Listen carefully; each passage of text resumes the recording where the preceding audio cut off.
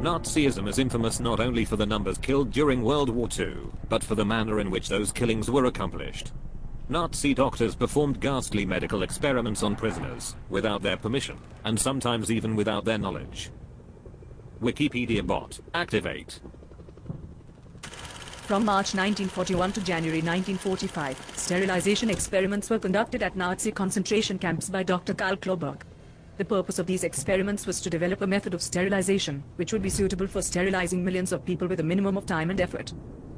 These experiments were conducted by means of X-ray, surgery, and various drugs. Thousands of victims were sterilized. Aside from its experimentation, the Nazi government sterilized around 400,000 individuals as part of its forced sterilization program. Intravenous injections were successful, but had unwanted side effects. Therefore, radiation treatment became the favored choice of sterilization. The radiation was administered through deception. Prisoners were brought into a room and asked to complete forms, which took 2 to 3 minutes. During this time, the radiation treatment was administered, and, unknown to the prisoners, they were rendered completely sterile. During the subsequent trials at Nuremberg, these doctors argued that no law specifically prohibited their wartime actions. Contrast that argument with today's H1N1 pandemic response plans, which not only fail to disallow, but explicitly authorize your vaccination by force. Here and now, the official government response to H1N1 influenza becomes increasingly militarized, both figuratively and literally.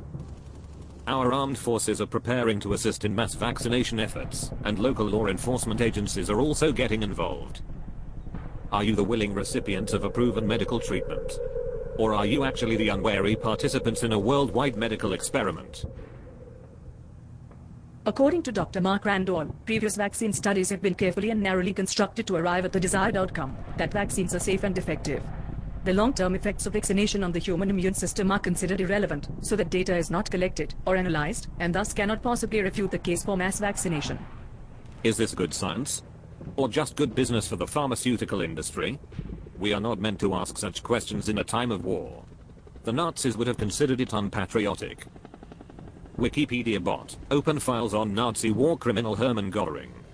Now quoting Hermann Göring. Of course the people don't want war. But after all, it's the leaders of the country who determine the policy. The people can always be brought to the bidding of their leaders. That is easy. All you have to do is tell them they are being attacked, and denounce the pacifists for lack of patriotism, and for exposing the country to greater danger.